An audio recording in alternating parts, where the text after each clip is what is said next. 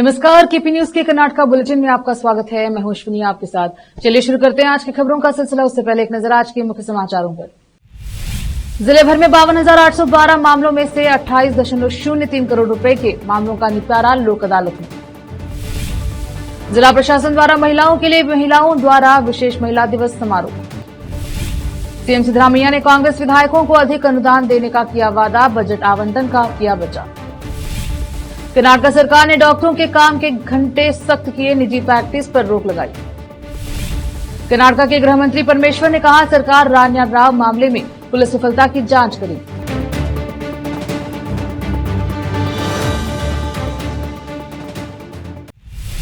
समाचारों का सिलसिला शुरू करते हुए देखते हैं समाचार विस्तार से। जिले में 8 मार्च को आयोजित राष्ट्रीय लोक अदालत में जिले भर में कुल 52,812 मामलों का निपटारा किया गया, जिससे 28,03,91,766 रुपए की राशि एकत्रित हुई। वरिष्ठ सिविल न्यायाधीश एवं जिला विधिक सेवा प्राधिकरण के सदस्य सचिव प्रकाश बंसोड़े ने बताया कि पक्षकारों को मुआवजा प्रदान कर दिया गया है। उन्होंने मंगलवार को जिला विधिक सेवा प्राधिकरण कार्यालय हॉल में आयोजित प्रेस वार्ता में यह जानकारी दी। जिले भर में 10,044 लंबित मामलों का निपटारा किया गया है और 12,83,46,917 रुपए वसूले गए हैं और मुआवजा प्रदान किया गया है। उन्होंने बताया कि जिला भर में कुल 42,768 प्री लिटिगेशन मामलों का निपटारा किया गया है तथा 15,20,44,849 रुपए की राशि वसूल कर मुआवजा प्रदान किया गया। इस बार लोक अदालत में सुलह समझौते व मध्यस्थता के माध्यम से वैवाहिक विवादों का समाधान करते हुए 7 दंपतियों को पुनः एक किया गया तथा न्यायालयों में लंबित कुल 8 पुराने मामलों का निराकरण किया गया। कैमरामैन महेश का कवरेज।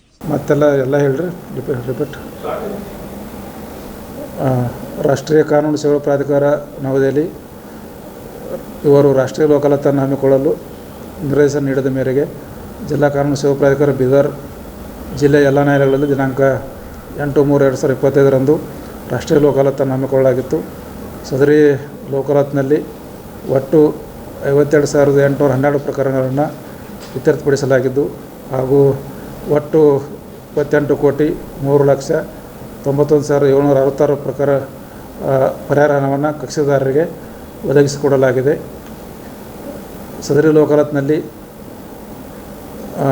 ಒಟ್ಟು 10,044 ಪೆಂಡಿಂಗ್ ಪ್ರಕರಣಗಳನ್ನು ಹಾಗೂ 42,768 ವ್ಯಾಜ್ಯಪೂರ್ವ ಪ್ರಕರಣಗಳನ್ನು ಇತ್ಯರ್ಥಪಡಿಸಲಾಗಿದೆ ಮತ್ತು ಜಿಲ್ಲೆಯಾದ್ಯಂತ ಒಟ್ಟು ಸದರಿ ಲೋಕ ಅದಾಲತ್ನಲ್ಲಿ ವೈವಾಹಿಕ ವ್ಯಾಜ್ಯವನ್ನು 7 ವ್ಯಾಜ್ಯಗಳನ್ನು ನಾವು ರಾಜಿ ಸಂಧಾನದ ಮೂಲಕ ಜೋಡಿ ದಂಪತಿಗಳನ್ನು ಒಂದು ಮಾಡಿದ್ದೇವೆ ಹಾಗೂ ಒಟ್ಟು 8 ಹಳೆಯ ಪ್ರಕರಣಗಳನ್ನು ನಮ್ಮ ಜಿಲ್ಲೆಯಲ್ಲಿ ಇತ್ಯರ್ಥಪಡಿಸಲಾಗಿದೆ। ಈ ಒಂದು ಲೋಕ ಅದಾಲತನ್ನು ಯಶಸ್ವಿಗೊಳಿಸಲು ಎಲ್ಲ ಪ್ರಕರಣಗಳನ್ನು ಇತ್ಯರ್ಥಪಡಿಸಲು ಸಹಕರಿಸಿದ ಎಲ್ಲ ಸರ್ಕಾರಿ ಇಲಾಖೆ ಅಧಿಕಾರಿಗಳಿಗೂ ಹಾಗೂ ಜಿಲ್ಲೆಯಾದ್ಯಂತ ಹೆಚ್ಚಿನ ಪ್ರಚಾರ ಕೈಗೊಂಡ ಆತ್ಮೀಯ ಪತ್ರಿಕಾ ಮಾಧ್ಯಮದವರಿಗೂ ಈ ಪ್ರಾಧಿಕಾರದ ಮೂಲಕ ಅಭಿನಂದನೆಗಳನ್ನು ಸಲ್ಲಿಸುತ್ತೇನೆ। डीसी शिल्पा शर्मा ने कहा कि महिलाएं विश्व में एक अद्भुत शक्ति हैं और सरकारी सेवाओं में कार्यरत महिलाएं परिवार और कार्य दोनों में संतुलन बनाए रखती हैं। आज जिला रंग मंदिर के मंच पर जिला प्रशासन द्वारा आयोजित एक विशेष महिला दिवस समारोह में बोलते हुए उन्होंने कहा और इस बात की प्रसन्नता व्यक्त की कि मंच पर सभी महिलाएं मौजूद थी तथा कहा कि आने वाले दिनों में सभी कार्यक्रमों में मंच पर 50% महिलाएं मौजूद होनी चाहिए। कामकाजी महिलाएं ऑफिस आने से पहले घर के सारे काम निपटा लेती हैं। यद्यपि सरकारी कर्मचारी के मासिक वेतन पर आर्थिक दृष्टिकोण से विचार किया जाता है, लेकिन उनके पारिवारिक कामकाज को इसमें शामिल नहीं किया जाता। उन्होंने खाना पकाने और घर काम करने के बाद कार्यालय आने वाली महिलाओं की सेवा की सराहना की। उन्होंने यह कहा कि यदि महिलाएं घर में बिना किसी भेदभाव के अपने बेटे बेटियों के साथ समान व्यवहार करें तो आने वाले दिनों में हर निर्वाचन क्षेत्र में 50% महिला प्रतिनिधि नजर आ सकती हैं। विशेष बात यह थी कि पूरा थिएटर महिलाओं से भरा था। चर्चाएं स्वतंत्र रूप से आयोजित की गई। डीसी ने महिला दिवस मनाने के लिए केक काटा। विशेष संवाददाता की रिपोर्ट। ಮೋಸ್ಟ್ಲಿ ಮಹಿಳೆಯರು ಯಾರ್ಯಾರು ವರ್ಕಿಂಗ್ ಇದ್ದಾರೆ ಅವರು ಕೆಲಸಕ್ಕೆ ಬರೋಕ್ಕಿಂತ ಮುಂಚೆ ಮನೆಯಲ್ಲಿ ಕೆಲಸ ಮಾಡಿನೇ ಬರ್ತಾರೆ। ಆ ಕೆಲಸ ಮನೆಯಲ್ಲಿ ಏನು ಕೆಲಸ ಮಾಡ್ತಾರೆ ಅದನ್ನು ಏನು ಕೌಂಟಿಂಗ್ನೂ ಇಲ್ಲ। ನೀವು ಆಫೀಸ್ಗೆ ಕಚೇರಿಗೆ ಏನು ಬರ್ತೀರಿ ಅದನ್ನು ಅಟ್ಲೀಸ್ಟ್ ನಿಮಗೆ ಸ್ಯಾಲ್ರಿ ಸಂಬಳ ಕೂಡ ಸಿಗುತ್ತೆ, ಒಂದು ಆರ್ಥಿಕ ಚಟುವಟಿಕೆಯಲ್ಲಿ ಅದು ಕೌಂಟ್ ಕೂಡ ಆಗುತ್ತೆ, ಬಜೆಟ್ನಲ್ಲಿ ಕೂಡ ಆ ಸ್ಯಾಲ್ರಿ ಕೌಂಟ್ ಆಗುತ್ತೆ, ದಟ್ ನೀವು ಮಹಿಳೆಯರಿಗೂ ಕೊಡಬೇಕು। ಮೋಸ್ಟ್ಲಿ ಮಹಿಳೆಯರು ಮನೆಯಲ್ಲಿ ಏನು ಕೆಲಸ ಮಾಡ್ತಾರೆ ಅದನ್ನು ಯಾವುದೇ ಆರ್ಥಿಕ ಚಟುವಟಿಕೆಯಲ್ಲಿ ಕೌಂಟಿಂಗ್ ಇಲ್ಲ। ನೀವೆಲ್ಲರೂ ಅಡುಗೆ ಮಾಡ್ತೀರಿ, ಮಕ್ಕಳ ಬಟ್ಟೆ ಇಸ್ತ್ರಿ ಮಾಡ್ತೀರಿ, ಸ್ನ್ಯಾಕ್ಸ್ ರೆಡಿ ಮಾಡ್ತೀರಿ. ನಾವು ಹೊರಗಡೆಯಿಂದ ತರಿಸ್ಬೇಕಿದ್ರೆ ಎಷ್ಟು ಅದನ್ನು ಕಾಸ್ಟ್ ಆಗುತ್ತೆ. ಸೊ ಅದೇ ನೀವೆಲ್ಲರೂ ಅಷ್ಟೇ ಕೆಲಸ ಮಾಡಿ ಮತ್ತೆ ಆಫೀಸ್ಗೆ ನಿಮ್ಮ ಟೈಮ್ ಕೊಡ್ತಾ ಇದ್ದೀರಿ. ಅದಕ್ಕೆ ನೀವೆಲ್ಲರಿಗೂ ನಾನು ಧನ್ಯವಾದ ಕೂಡ ಸಲ್ಲಿಸುತ್ತೇನೆ ಮತ್ತು ನಿಮಗೆ ಅಪ್ರಿಸಿಯೇಷನ್ಸ್ ಕೂಡ ಸಲ್ಲಿಸುತ್ತೇನೆ.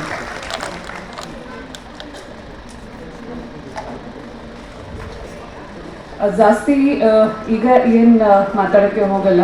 ನೀವೇ ಒಂದು ಇವತ್ತಿನ ಪ್ರೋಗ್ರಾಮ್ ನಿಮಗೋಸ್ಕರ ಇದೆ. ನೀವೆಲ್ಲರೂ ಓಪನ್ ಆಗಿ ಏನಾದರೂ ನಿಮ್ಮ ಮನಸ್ಸಿನಲ್ಲಿ ಇದೆ, ನಿಮ್ಮ ಹಂಚಿಕೆಗಳಿವೆ, ನೀವು ನಮ್ಮ ಹತ್ರ ಓಪನ್ ಆಗಿ ಡಿಸ್ಕಷನ್ ಮಾಡಬೇಕು ಅಂತ ಇವತ್ತು ಇದು ಪ್ರೋಗ್ರಾಮ್ ಕೂಡ ನಾವು ಕರೆದಿದ್ದೀವಿ.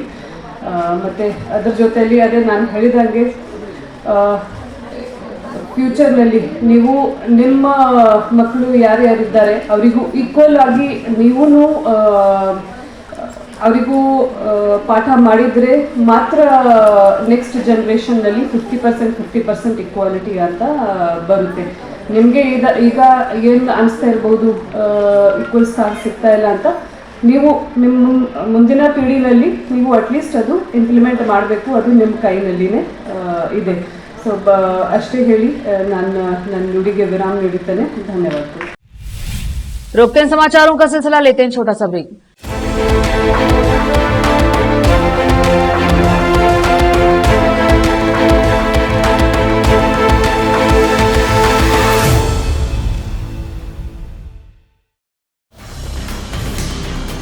हिंदुस्तान के हर कोने में हम हैं मौजूद। 24 घंटे हालात पर गहरी नजर, खबरों से जुड़े चुपते सवालात और आपको दिखाता है धार्मिक, सामाजिक, राजनीतिक, लोकल और इंटरनेशनल न्यूज की सबसे बेहतर कवरेज, जो आपको रखती है हर पल बाखबर। देश और दुनिया भर की खबर के लिए देखते रहें KP news 24/7। Noor education trust Bidar की ओर से चलाए जाने वाला Noor MEd and BEd college Bidar, recognised by NCTE Delhi and affiliated to Bidar University Bidar.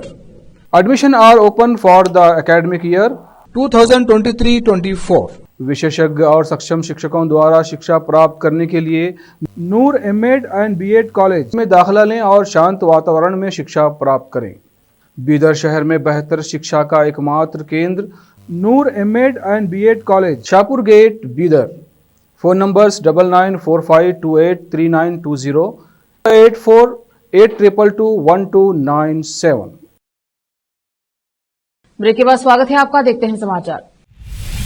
सोमवार शाम को कांग्रेस विधायक दल सीएलपी की बैठक की अध्यक्षता करते हुए मुख्यमंत्री सिद्धरामैया ने कांग्रेस विधायकों को अधिक अनुदान देने का वादा किया और उन्हें आगामी बजट सत्र में विपक्षी भाजपा और जेडीएस से अनुसूचित जाति उपनिबंटन और जनजातीय उपावंटन एससीपी टीएसपी अनुदान को 5 गारंटियों में कथित रूप से मोड़ने के मुद्दे पर सरकार का बचाव करने की सलाह दी। सीएम ने जोर देकर कहा कि भाजपा शासित राज्यों का केंद्र सहित किसी भी राज्य में एससीपी टीएसपी को लागू करने के लिए कोई कानून नहीं बनाया है। उनकी सरकार ने एससीपी टीएसपी को लागू किया और बजट में 24.1% फंड आवंटित किया। उन्होंने कहा कि लाभार्थियों पर 42,000 करोड़ रुपए पहले ही खर्च किए जा चुके हैं, लेकिन सूत्रों ने बताया कि सिद्धरामैया ने एसटीपी टीएसपी अनुदान के कथित डायवर्जन का अप्रत्यक्ष रूप से बचाव किया। उन्होंने विधायकों को अपने बजट पर गर्व महसूस करने की सलाह दी, क्योंकि उन्होंने वित्तीय अनुशासन बनाए रखा और 5 गारंटियों तथा राज्य के विकास के लिए धन आवंटित किया। सोमवार को चिकित्सा शिक्षा मंत्री डॉक्टर शरण प्रकाश पाटिल ने विधान परिषद में कहा कि सरकारी डॉक्टरों को सुबह 9 बजे से शाम 4 बजे तक काम करना चाहिए और उन्हें निजी प्रैक्टिस करने की अनुमति नहीं दी जाएगी। कांग्रेस सदस्य बिल्किस बानो ने एक सवाल का जवाब देते हुए उन्होंने कहा, डॉक्टरों द्वारा निजी प्रैक्टिस को रोकने के लिए सख्त कदम उठाए गए हैं। सभी सरकारी अस्पतालों के प्रमुखों को नियमों का पालन करने के लिए अधिसूचना जारी कर दी गई है। नियमों का उल्लंघन करने वाले डॉक्टरों के खिलाफ सख्त कार्यवाही की जाएगी। उन्होंने कहा कि अब से डॉक्टरों के लिए बायोमेट्रिक प्रणाली के जरिए दिन में 4 बार अपनी उपस्थिति दर्ज कराना अनिवार्य है। उन्होंने सुबह 9 बजे, दोपहर 2 बजे, 3 बजे, 4 बजे यह करना होगा। इसी के आधार पर उनका वेतन दिया जाएगा। समय पर उचित उपचार उपलब्ध कराना सरकार की सर्वोच्च प्राथमिकता आवश्यकता है। एमएलसी उपाश्री ने कहा 0 से 14 साल के बच्चों में कैंसर का निदान किया जा रहा है। उन्होंने कहा कि उत्तर कर्नाटक में मरीजों को अच्छा इलाज उपलब्ध कराया जाना चाहिए। डॉक्टर पाटिल ने जवाब दिया, सरकार हुबली, मैसूर और कलबुर्गी में कैंसर देखभाल उपचार का विस्तार करेगी। उन्होंने कहा कि विभिन्न घटकों के तहत फेफड़ों के प्रत्यारोपण के लिए 15 लाख रुपए, हृदय प्रत्यारोपण के लिए 18 लाख और अस्थि मज्जा प्रत्यारोपण के लिए 21 लाख रुपए प्रदान किए जाएंगे। गृह मंत्री जी परमेश्वर ने सोमवार को विधानसभा को बताया कि उनका विभाग अभिनेत्री रान्या राव से जुड़े सोना तस्करी मामले में पुलिस की विफलता की जांच करेगा। विशेष रूप से उन आरोपों की जांच करेगा कि उन्हें कानून प्रवर्तन कर्मियों द्वारा सुरक्षा और अनुरक्षण दिया गया था। परमेश्वर ने यह बात भाजपा के वी सुनील कुमार के जवाब में कही, जिन्होंने शून्यकाल के दौरान रान्या राव मामले को उठाया था। कुमार ने कहा, ऐसा कहा जा रहा है कि इस सोने की तस्करी के पीछे एक अंतर्राष्ट्रीय गिरोह क्या बेंगलुरु इसका केंद्र बन गया है और रान्या राव को पुलिस एस्कॉर्ट क्यों दिया गया। परमेश्वर ने कहा कि सरकार को राजस्व खुफिया निदेशालय डीआरआई से रान्या राव मामले के बारे में कोई जानकारी नहीं मिली है। उन्होंने कहा, यह केंद्र सरकार के अधीन आता है, यहां तक कि बेंगलुरु हवाई अड्डा भी प्रशासनिक रूप से हमारे अधीन नहीं आता। हमें इस बारे में कोई जानकारी नहीं है। उन्होंने कहा, हमें इस बात की कोई जानकारी नहीं है कि मामला सीबीआई को सौंपा जा रहा है। राज्य सरकार को केवल वही पता है जो मीडिया से बताया जा रहा है। रोकते हैं समाचारों का सिलसिला, लेते हैं छोटा सा break. Noor education trust Bidar की ओर से चलाए जाने वाला Noor MEd and BEd college Bidar, recognised by NCTE Delhi and affiliated to Bidar university Bidar. Admission are open for the academic year 2023-24। विशेषज्ञ और सक्षम शिक्षकों द्वारा शिक्षा प्राप्त करने के लिए नूर एमएड एंड बीएड कॉलेज में दाखिला लें और शांत वातावरण में शिक्षा प्राप्त करें। बीदर शहर में बेहतर शिक्षा का एकमात्र केंद्र Noor MEd and BEd college, Shahpur gate, Bidar. Phone numbers 9945283920, 8482221297। Break के बाद स्वागत है आपका, देखते हैं समाचार। अल्पसंख्यक कल्याण मंत्री जमीर अहमद खान ने सोमवार को विधानसभा को बताया कि उनके विभाग ने जैन समुदाय के लिए एक विकास निगम स्थापित करने का प्रस्ताव रखा है। जमीर अथानी विधायक लक्ष्मण साउदी ने इस सवाल का जवाब दे रहे थे। उन्होंने उनसे जैन विकास निगम की स्थापना पर सरकार के रुख के बारे में पूछा था। जमीर ने कहा, मैंने मुख्यमंत्री को एक प्रस्ताव भेजा है। जमीर ने कहा, मंत्री बनने के बाद मैंने एक सर्वेक्षण करवाया। लोगों को लगता है कि जैन सिर्फ राजस्थान से आते हैं। जैनियों की संख्या 20 लाख है। राजस्थान में 4.75 लाख जैन, बेलगावी, हुबली और धारवाड़ के आसपास के इलाकों में करीब 15 लाख कन्नड़ भाषी दिगंबर जैन हैं। पूर्व मुख्यमंत्री बसवराज बोम्मे ने सोमवार को कहा कि एक निजी कंपनी को औद्योगिक भूखंड आवंटित करने का निर्णय, जिसमें कन्नड़ अभिनेता रान्या राव बहुसंख्यक शेयरधारकों थे, 2023 में तत्कालीन औद्योगिक मंत्री द्वारा लिया गया था। राव को हाल ही में सोने की तस्करी के मामले में गिरफ्तार किया गया था। बोम्मे ने यहां संवाददाताओं से कहा, अगर 500 करोड़ रुपए तक का निवेश करने की योजना बनाने वाली कोई कंपनी प्लांट लगाने के लिए जमीन मांगती है तो औद्योगिक मंत्री की अध्यक्षता वाली उच्च अधिकार समिति फैसला लेगी। 500 करोड़ रुपए से अधिक निवेश वाली कंपनी द्वारा जमीन मांगने के आवेदन पर भी मुख्यमंत्री की अध्यक्षता वाली उच्च अधिकार समिति द्वारा विचार किया गया। राज्य में कई वर्षों से यह चलन था। चूंकि रान्या की फर्म शिरोडा इंडिया ने 138 करोड़ रुपए के निवेश प्रस्ताव के साथ जमीन मांगी थी, इसलिए इसे 2023 में तत्कालीन औद्योगिक मंत्री ने मंजूरी दे दी थी। इसलिए आवंटन में मैं कहीं भी शामिल नहीं हूं। कर्नाटक के उप मुख्यमंत्री डीके शिव कुमार ने सोमवार को उन खबरों को खारिज कर दिया जिनमें दावा किया गया कि 2 मंत्रियों का कन्नड़ अभिनेत्री रान्या राव से जुड़े सोना तस्करी मामले में संबंध है। उन्होंने इन खबरों को राजनीतिक गपशप करार दिया। उन्होंने यह भी कहा कि राज्य सरकार का इस मामले में कोई लेना देना नहीं था, क्योंकि केंद्रीय एजेंसियां इसकी जांच कर रही हैं। उप मुख्यमंत्री ने यह भी कहा कि इसमें कोई मंत्री शामिल नहीं है, हमें कुछ भी पता नहीं है। यह सब राजनीतिक गपशप है। जांच अधिकारी कानून के अनुसार जांच करेंगे, हमारा इससे कोई लेना देना नहीं है। यहां संवाददाताओं से बात करते हुए उन्होंने कहा कि केंद्र सरकार जांच कर रही है, उन्हें जांच करने दीजिए। 34 वर्षीय रान्या राव को राजस्व खुफिया निदेशालय डीआरआई ने 3 मार्च को दुबई से बेंगलुरु के केम्पेगौड़ा अंतर्राष्ट्रीय हवाई अड्डे पर पहुंचने पर गिरफ्तार किया था और उसके पास से 12.56 करोड़ रुपए मूल्य के सोने की छड़ें जब्त की गई। प्रवर्तन निदेशालय ईडी ने कर्नाटक उच्च न्यायालय में एकल न्यायाधीश के उस आदेश के खिलाफ अपील दायर की जिसमें कहा गया कि मूडा साइट आवंटन घोटाले के संबंध में मूडा की पूर्व आयुक्त नतेश डीबी ने आवास पर तलाशी और जब्ती अभियान अवैध, अनुचित और कानून का दुरुपयोग है। इसके एकल न्यायाधीश द्वारा नतेश ईडी अधिकारियों के खिलाफ धन शोधन निवारण अधिनियम पीएमएलए की धारा 62 के तहत कार्रवाई शुरू करने की स्वतंत्रता को भी चुनौती दी। ईडी की अपील को स्वीकार करते हुए मुख्य न्यायाधीश एनवी अंजरिया और न्यायमूर्ति एमआई अरुण की खंडपीठ ने नतेश का प्रतिनिधित्व कर रहे वरिष्ठ वकील दुष्यंत दवे द्वारा दिए गए इस वचन को दर्ज किया और वे वकील लंबित रहने के दौरान ईडी अधिकारियों के खिलाफ एकल न्यायाधीश द्वारा उन्हें दी गई स्वतंत्रता का उल्लंघन नहीं करेंगे। अतिरिक्त सॉलिसिटर जनरल एस.वी. राजू और के अरविंद कामत ने अदालत से एकल न्यायाधीश के आदेश पर रोक लगाने का अंतरिम आदेश पारित करने का आग्रह किया। उन्होंने तर्क दिया कि एकल न्यायाधीश द्वारा पारित विवादित आदेश के आधार पर ईडी की सभी जांच रोकी जा रही है। हालांकि दवे ने इस आधार पर रोक का विरोध किया कि अपील में अंतरिम राहत की मांग नहीं की गई। अदालत ने ईडी को अंतरिम राहत के लिए आवेदन दायर करने के लिए समय दिया और सुनवाई 8 अप्रैल तक स्थगित कर दी। फिर से एक नजर आज के मुख्य समाचारों पर। जिले भर में 52,812 मामलों में से 28.03 करोड़ रुपए के मामलों का निपटारा लोक अदालत में। जिला प्रशासन द्वारा महिलाओं के लिए महिलाओं द्वारा विशेष महिला दिवस समारोह। सीएम सिद्धरामैया ने कांग्रेस विधायकों को अधिक अनुदान देने का किया वादा, बजट आवंटन का किया बचाव। कर्नाटक सरकार ने डॉक्टरों के काम के घंटे सख्त किए, निजी प्रैक्टिस पर रोक लगाई। कर्नाटक के गृह मंत्री परमेश्वर ने कहा, सरकार रान्या राव मामले में पुलिस विफलता की जांच करेगी।